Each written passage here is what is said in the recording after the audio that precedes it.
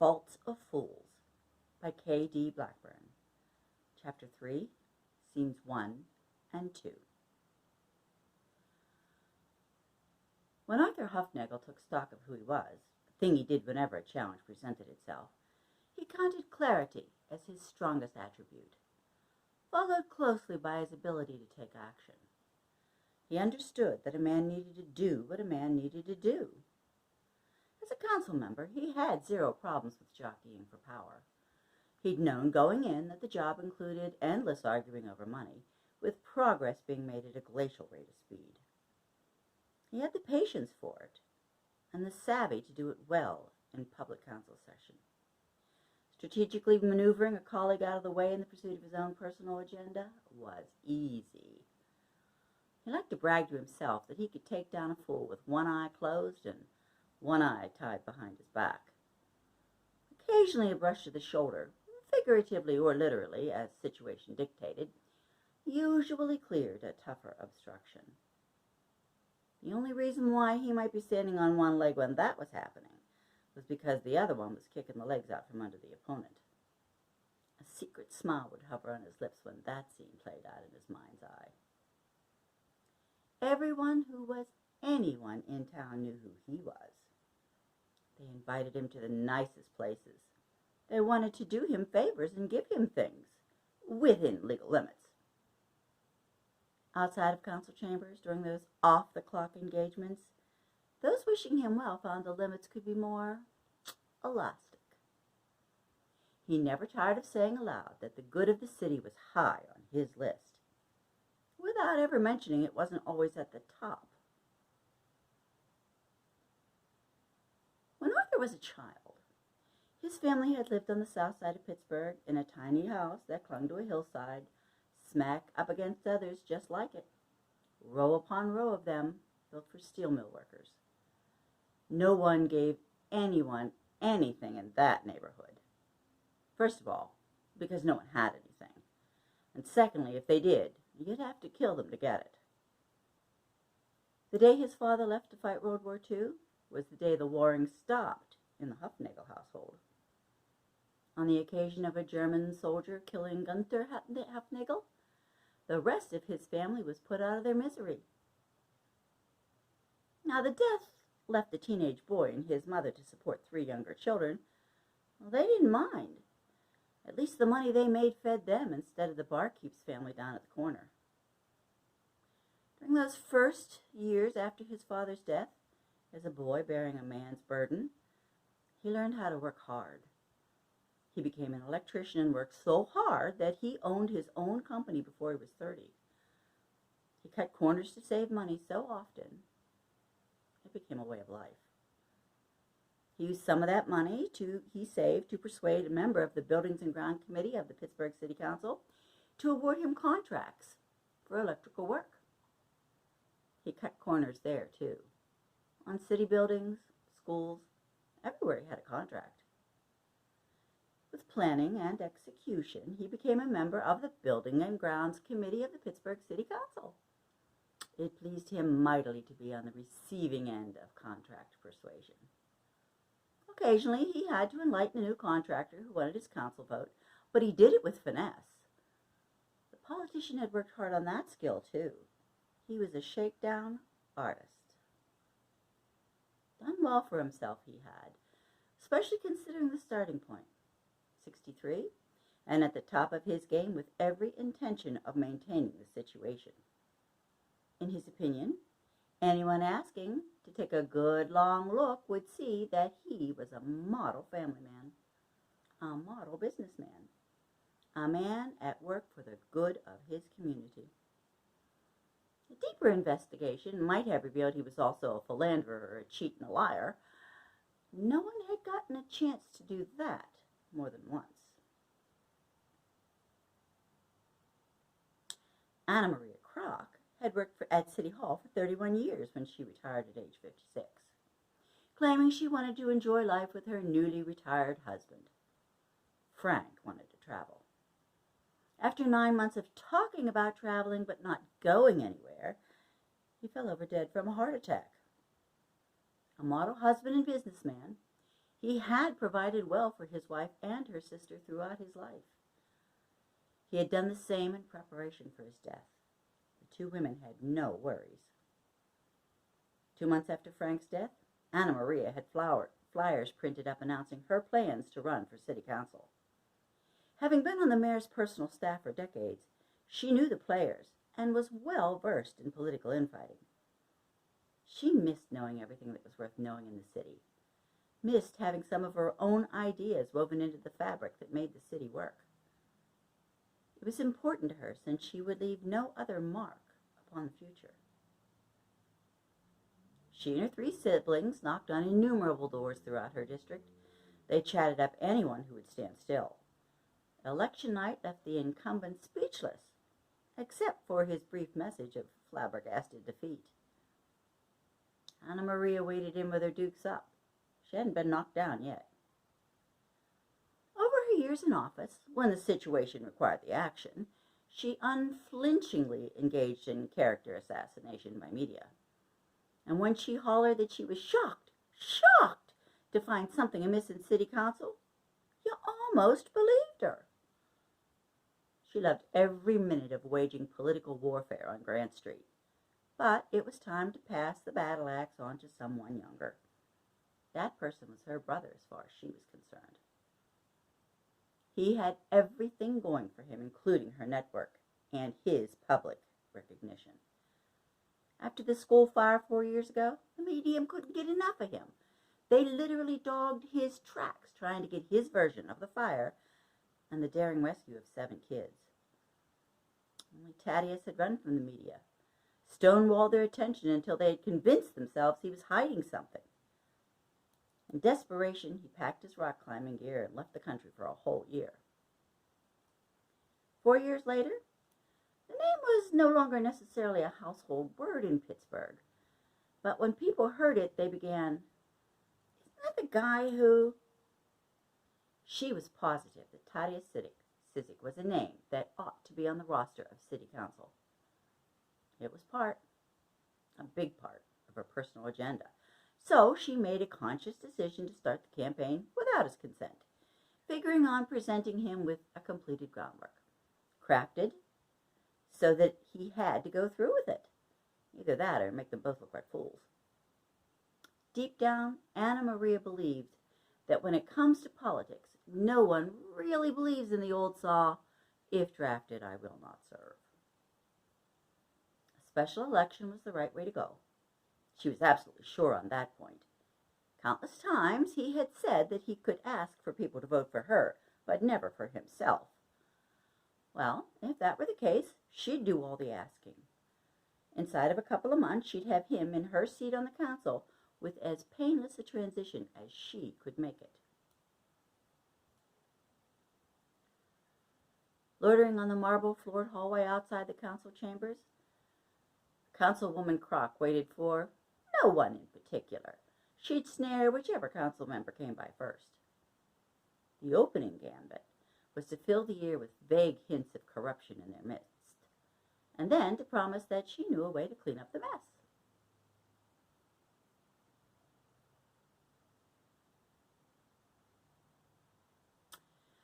Freshly emptied coffee cup in one hand, fresh cigarette in the other.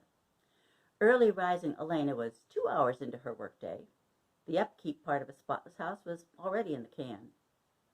She propped her shoulder on the door jamb, the better to let her eyes catalog what remained in the spare room.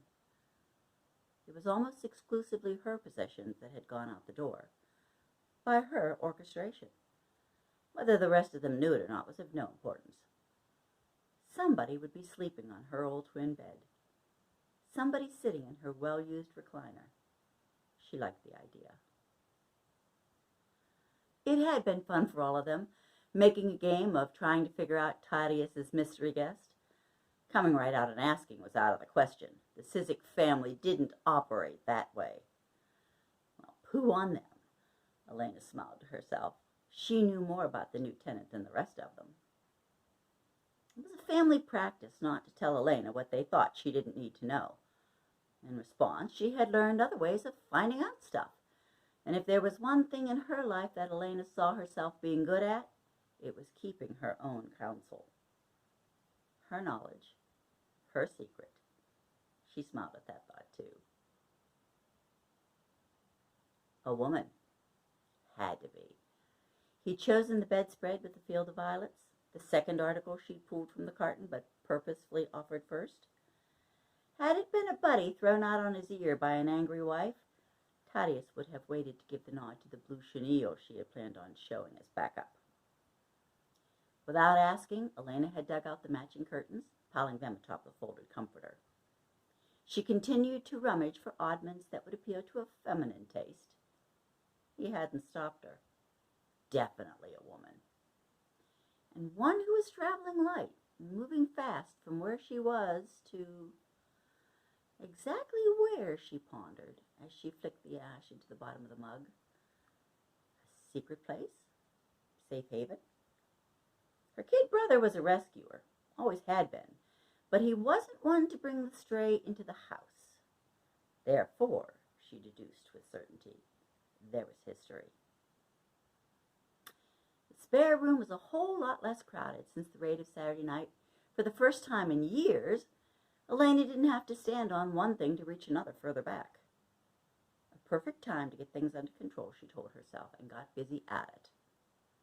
By 10 in the morning on Monday, January 4th, all that was left in the spare room was a chest, a dresser, and a disassembled double bed that was half a century old. The rest she consigned, carrying one box at a time down 2 flights of stairs to the already overcrowded basement. A standard Cizek family tale was that Elena, like a pointy-tailed demon, could drink boiling hot coffee right out of the percolator spout. She freely admitted, for her asbestos-coated tongue, newfangled coffee makers weren't up to her standards, while admitting they did make good coffee. A fresh hunter green mug had been pirouetting on the microwave carousel when the phone had started to ring. At the bing, she retrieved it with the help of an oven mitt, sitting the steaming cup by the newspaper. It was open to page 5 for the continuation of a page 1 story she'd already started reading. She sat in her chair before answering the headset. Elena had to ask the man on the phone to repeat almost everything he said to her. She could hear him all right. It was what he was saying that was confusing her. He suggested that she come to his office this afternoon. He could explain it better in person. The coffee cup sat untouched on the table next to the newspaper for the remainder of the day. The idea of using her car was ridiculous. Only a fool would drive downtown midday. Most likely, the nearest parking space would be in front of her own house, where a white rabbit sat curbside right now. She checked her purse, exact change for fare, both ways. Nothing to stop her, but she nearly missed the bus because she had taken her coat off and put it back on several times while trying to decide whether to make the trip at all.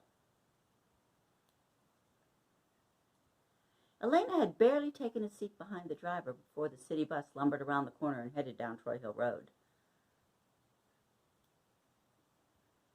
I represent the state of Paul Genser, the attorney on the phone had begun.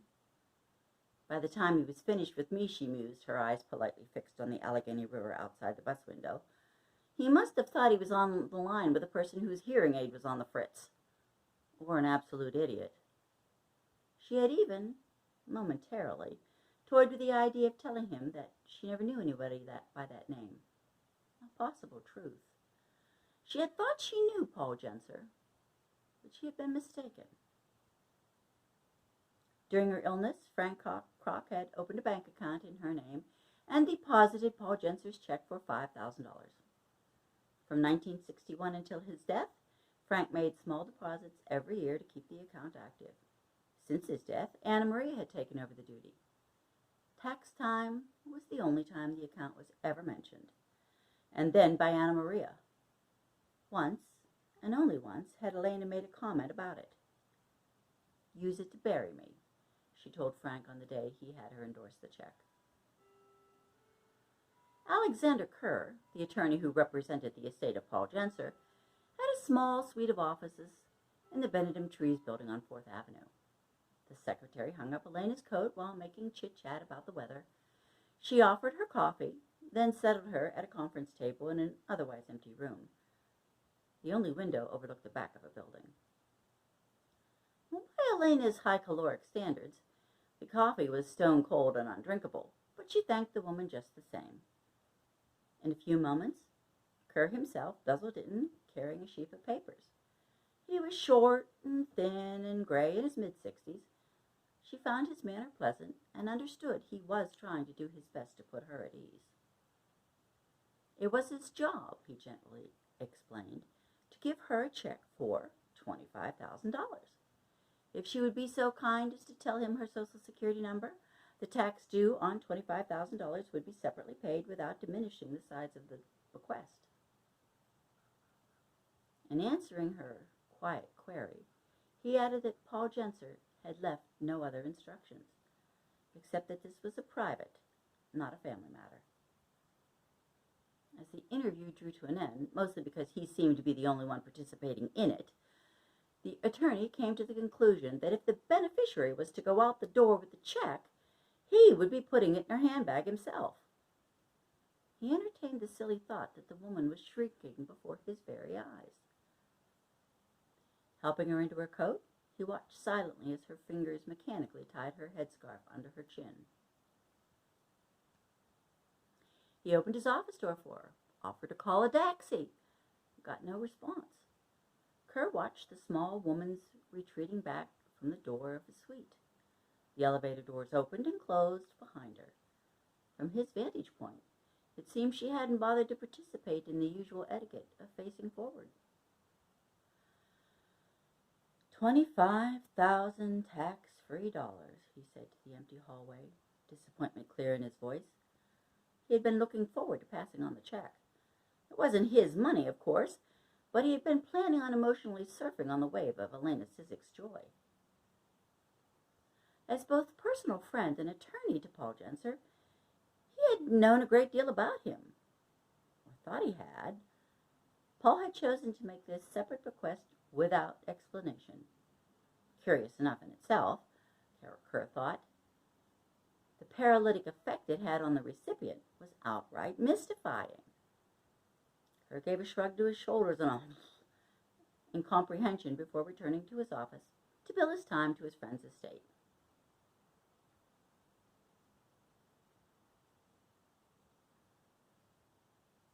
Normally, Anna Maria could smell dinner cooking when she came in the front door. Tonight, the house was aroma-free. The front rooms were dark as usual, but the back half of the house was under-illuminated too. Hanging up her coat in the hall closet, she then nestled her briefcase under the Queen Anne desk in her dining room. She had brought home old file records to study. Heading towards the heart of the mystery, she flicked on the kitchen light. The room's wild ivy motif sprang to life, overpowering the dimmed wattage in the tiny maid's quarters beside it. It was a different chair now, and an older woman in it, but the scene was the same. From 1961 to 1964, Elena had sat in a recliner all day long. This afternoon, she resumed the position. End.